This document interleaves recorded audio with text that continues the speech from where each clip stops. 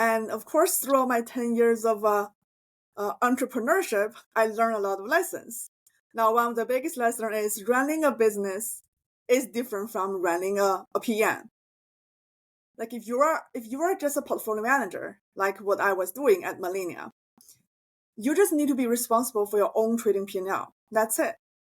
But running a business is different because you not only need to deliver good returns, you also need to prove this is a sustainable business, that investors who invest in you can partner with you for the next 10 years, 20 years, or even the next generation. This is a sustainable business model.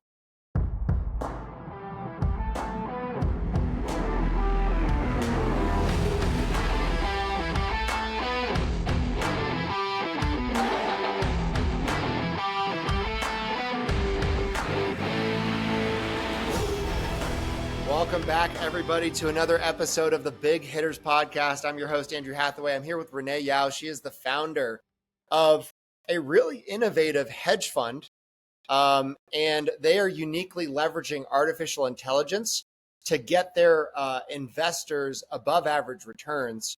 And Renee is not only the founder, she's the chief investment officer. So I'm really excited to dive in with her today and talk about all things AI and better understand some of the things that she's doing in her practice and her business to stay ahead of the competition. Renee, thanks so much for joining us. Thank you so much for having us, Andrew. Go ahead. Yeah, go ahead. Yeah, so I will start with a bit of self-introduction. So I was born in China, and when I was 4 or 5 years old, I went to visit my uncle, who is a member of the Chinese first-generation supercomputer research team. So when he showed me the size of the giant supercomputer, almost like size of 2 big rooms, that has set up my early day interest in hardcore science, like math computing science, which is not typical in our culture. And later I came to study at the United States. I went to Columbia doing my PhD there in applied math. And on my third year of my PhD study, I got a call from a recruiter asking if I'm interested in talking to one of the top hedge funds. I asked her which fund it is, and she said it's Citadel. And that was back in 2009. So that's when I started my first job and switched my career on Wall Street.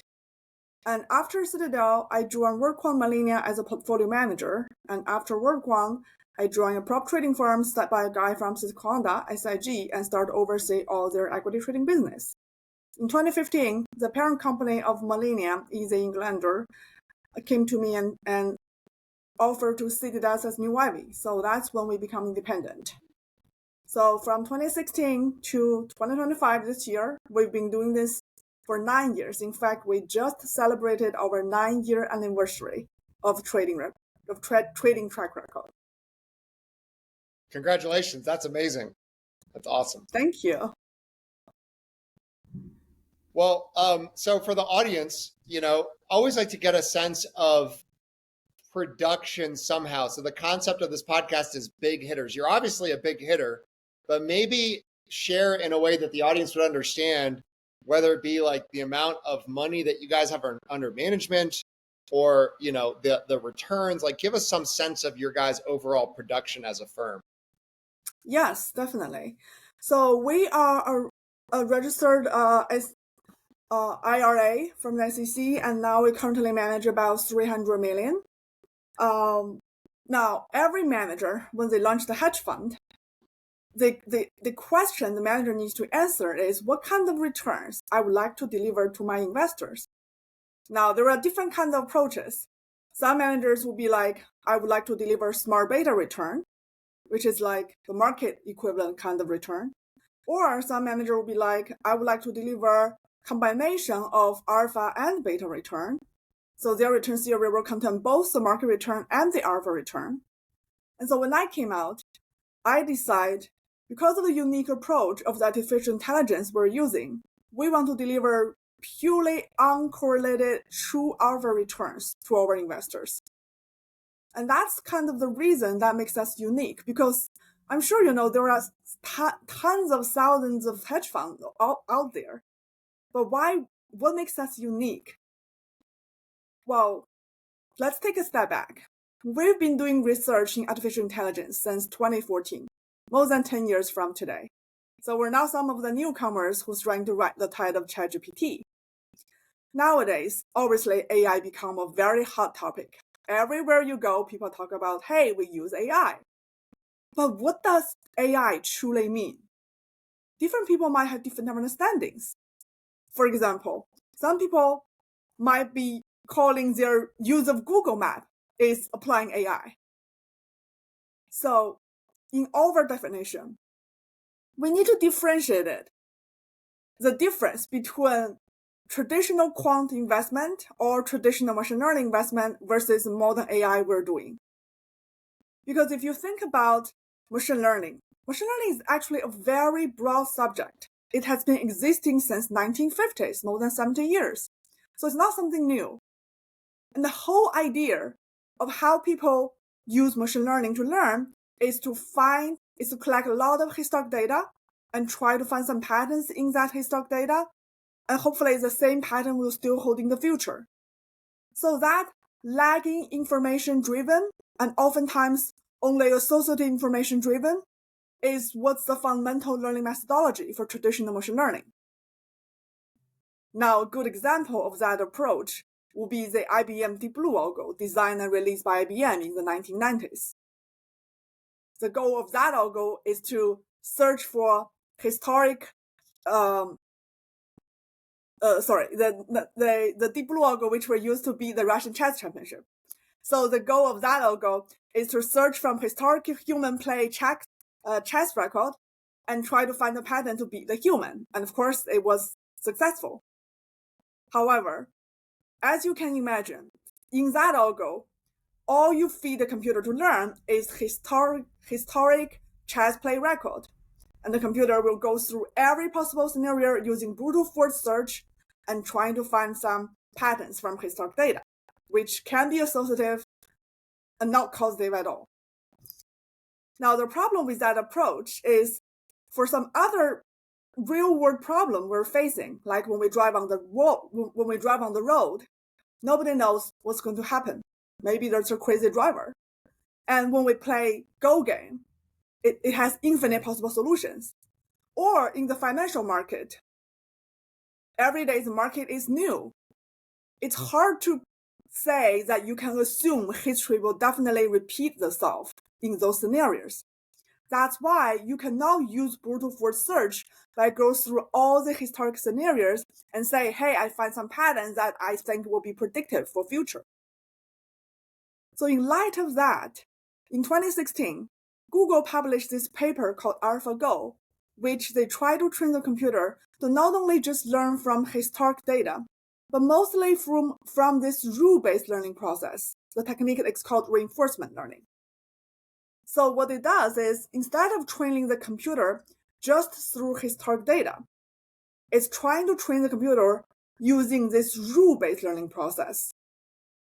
For example, if I'm trying to teach the computer how to play a Go game, and if I make a good decision, then I will reward my algo. If I made a bad decision, I will punish my algo. So going forward, my learning process is to maximize this reward function, which is not only forward-looking, but also only looking at causative information. Now, speaking of causative versus associative, for example, if I want to forecast tomorrow New York is going to rain or not, and I observe whenever it rains, my neighbor's grass gets wet. Grass getting wet and rain has 100% correlation, no doubt about it. But you cannot use grass getting wet to predict the rain, because that's not causative. So that's a problem with traditional machine learning, traditional quant approach, because they cannot differentiate causative versus associative from correlation. That's why they have a lot of associative information in their in-sample test, which looks fantastic. But during the out-sample, those features fail to predict. And that's what our modern AI is trying to address. Now, a good Renee, example of that. Sorry, go ahead. A good example of that application will be during the COVID time, for example, March 2020, when the market was hit by the COVID for the first time and was crashed like 30% in once, and then rebound 20% in April. that month has been challenging for a lot of traditional quant managers because there's no historic data like that to train their model. And similarly, for just this past April, right? The market was down like more than 10% in the first 2 weeks of April and then rebound during the latter half of April. Those are unprecedented events where you don't have historic data to train your model to learn from. And thus, if you are only following historic data, that's going to be proven challenging. But for our modern AI approach, because learning real time, we have delivered very consistent returns in both scenarios. What are some sticking points in your business right now, Renee? What keeps you up at night, or, at this point in your business, 300 million under management? What are some things that like maybe, lines you're hitting or things you're struggling with or trying to figure out at this point in your guys' business? That's a very good question. And of course, throughout my 10 years of entrepreneurship, I learned a lot of lessons. Now, one of the biggest lessons is running a business is different from running a PM. Like if you are just a portfolio manager, like what I was doing at Millennia, you just need to be responsible for your own trading P&L. That's it. But running a business is different because you not only need to deliver good returns, you also need to prove this is a sustainable business, that investors who invest in you can partner with you for the next 10 years, 20 years, or even the next generation. This is a sustainable business model. Now, if I think about what I learned throughout the time, like I look at some of the places I stayed with, like Citadel, WorkQuant, their business model is quite different, which we call it second generation quant business model. What they're doing is they hire hundreds of thousands of researchers globally. In other words, trying to exhaust human power to come up with new alphas, new ideas. And that business model works pretty well for the past 20, 30 years. Now, the business model I'm trying to build here is different. First of all, we're not trying to compete with those firms in terms of headcount. As a matter of fact, today there are only 12 of us in our firm. But we deliver peer-leading returns for just a small team size compared to all the other traditional quant business firms. Now, the type of business we're trying to build is to rely on this modern AI algo. So the algo, instead of human researchers, will try to find ideas automatically for us. Of course, the benefit of the algo is the computers doesn't need to sleep. They work 24/7 nonstop. Versus for a human, well, you work 8-9 hours per day.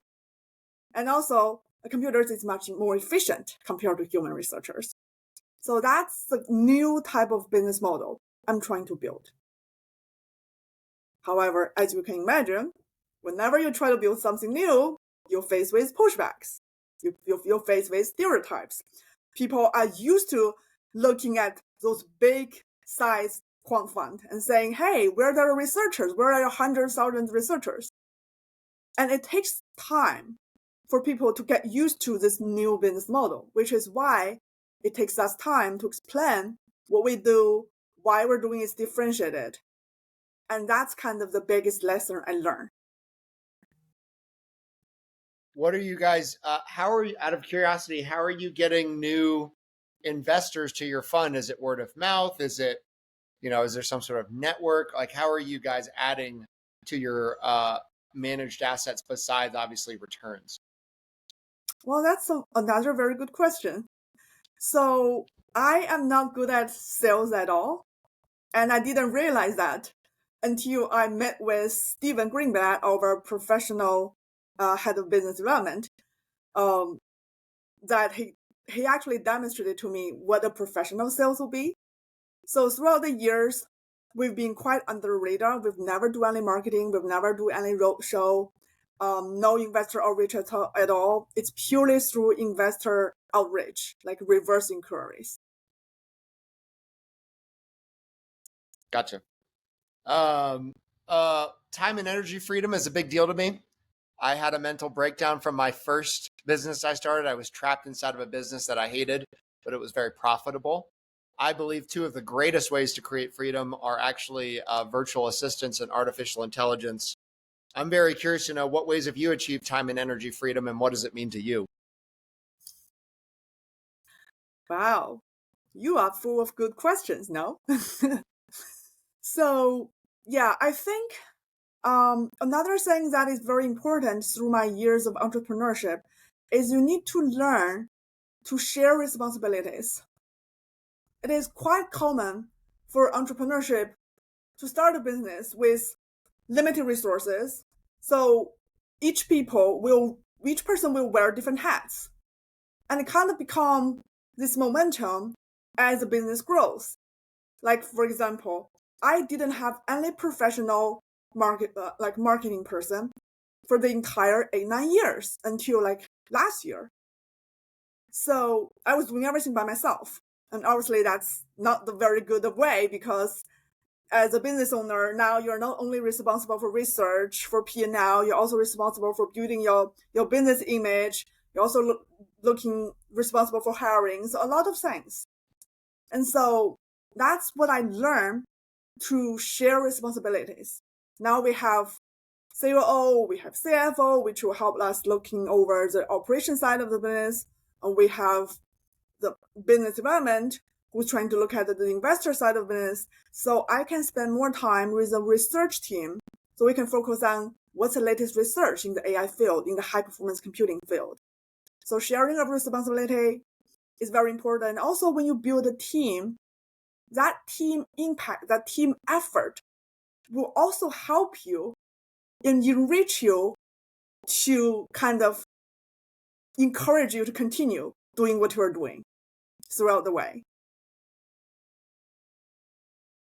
What's something that we have not talked about today, Renee, that you really care about? Maybe it's a hot take that no one shares. Maybe it's a cause that you like to rally behind. Maybe it's a lesson you've learned that you'd like to impart to our audience. The floor is yours. Thank you. One thing I noticed is how scarcity the female quant PM or female hedge fund manager are in our business. In fact, if I'm not mistaken, we might be the only female quant manager in the entire industry that focuses on artificial intelligence.